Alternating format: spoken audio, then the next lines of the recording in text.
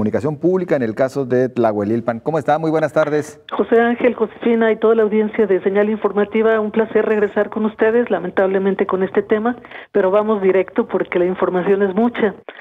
Pues efectivamente el accidente de Tlahuelilpan es una tragedia nacional, tanto por las pérdidas humanas, los heridos graves y la situación en que quedan las familias y la comunidad afectadas, como porque se trata de un incidente que podría repetirse en otros lugares de México, dadas las circunstancias que conocemos. Pero no intentaré siquiera opinar sobre las causas y los distintos responsables de la tragedia. En cambio, quiero comentar sobre la reacción de respuesta de las autoridades ante esta emergencia en términos de comunicación. En México tenemos una cultura muy joven e incipiente de protección civil y más incipiente todavía en materia de comunicación para situaciones de emergencia.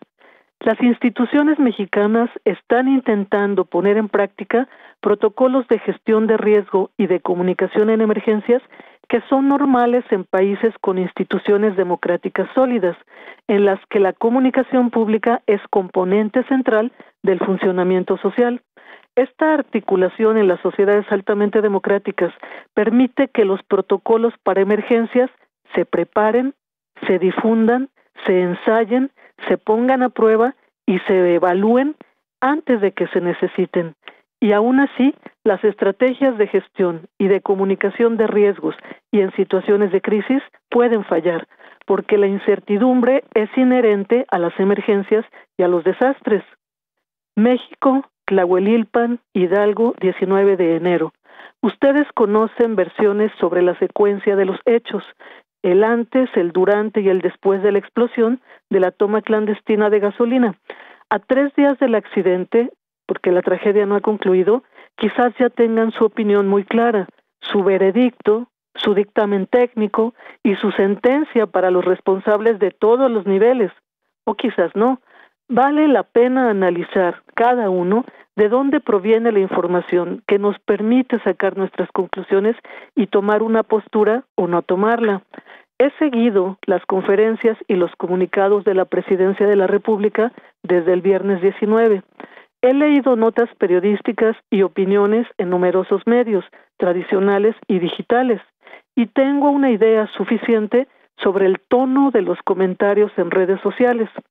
Estamos a menos de 72 horas posteriores a la explosión. En este corto lapso, algunos partidos políticos han encontrado motivos para desacreditar el proceso iniciado por el gobierno federal para acabar con la corrupción en Pemex. Numerosos periodistas han señalado las enormes fallas, entre comillas lo pongo, en la actuación de los miembros del ejército que no fueron capaces de evitar la tragedia en Tlahuelilpan. Ciudadanos con exceso de iniciativa y acceso a las redes sociales han juzgado a las víctimas como bandidos que merecían lo sucedido. Han emitido en un tuit su conocimiento erudito sobre ductos de gasolina y cómo controlar las fugas en 10 minutos y han hecho alarde de su rápido gatillo opinativo. Afortunadamente, muchos otros ciudadanos se informan en más de una fuente, reflexionan, cuestionan y quieren comprender. También muchos periodistas han intentado ser equilibrados en su crítica, en su análisis. ¿Qué decir de la comunicación pública desde las instancias gubernamentales involucradas en este caso? Tomemos solamente ejemplos de lo que han hecho el gobierno de la República, el gobierno federal y el gobierno de Hidalgo. A reserva de llegar al final de la crisis para contar con más elementos y evaluar la experiencia en su conjunto, pienso que en estas menos de 72 horas desde la explosión, ambas instancias gubernamentales, federal y estatal en Hidalgo, han actuado oportuna y correctamente en materia de comunicación. El presidente de la República dejó los compromisos que tenía y se dirigió al lugar de los hechos lo más pronto que pudo. El gobernador de Hidalgo fue la autoridad que dio la cara en la primera conferencia de prensa, con presencia del presidente, para informar sobre lo que se iba conociendo, todavía con el incendio en curso. Ambos mandatarios han venido informando con cierta coherencia sobre lo que se sabe, lo que está en investigación, las medidas que se han tomado, las que se van a poner en marcha. Una emergencia es una situación en evolución y la información sobre la emergencia es cambiante hasta que se logre cierto control, cierta estabilización. Les sugiero que traten de entrar al sitio Gobierno de Hidalgo, busquen rápidamente en internet Gobierno de Hidalgo y ¿qué aparece? En lugar de la leyenda pague su predial en tal recaudadora, verán que se ha convertido la página del Gobierno de Hidalgo en una página de emergencia y lo primero que aparece es el listado nominal de lesionados por la explosión del ducto de Pemex, con nombre, edad, sexo, grupo de atención médica, etcétera, hospital de referencia. Enseguida, en esa misma página del Gobierno de Hidalgo, y de manera sencilla, encuentran el listado de etapas de respuesta y relatoría ante el accidente de la localidad de Tlahuelilpan. Este documento incluye el diagnóstico del incidente, acciones inmediatas ante la emergencia, saldo preliminar de daños, acciones propuestas por los equipos a los días posteriores del incidente. A la vista, hay también un mensaje que indica en dónde se brindan informes sobre personas trasladadas a distintos hospitales y en dónde se ofrece atención psicológica a las familias afectadas.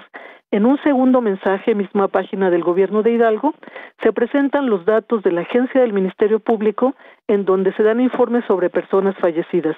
Finalmente, se ofrece un formato para reportar a personas desaparecidas en el accidente y un directorio telefónico de emergencias.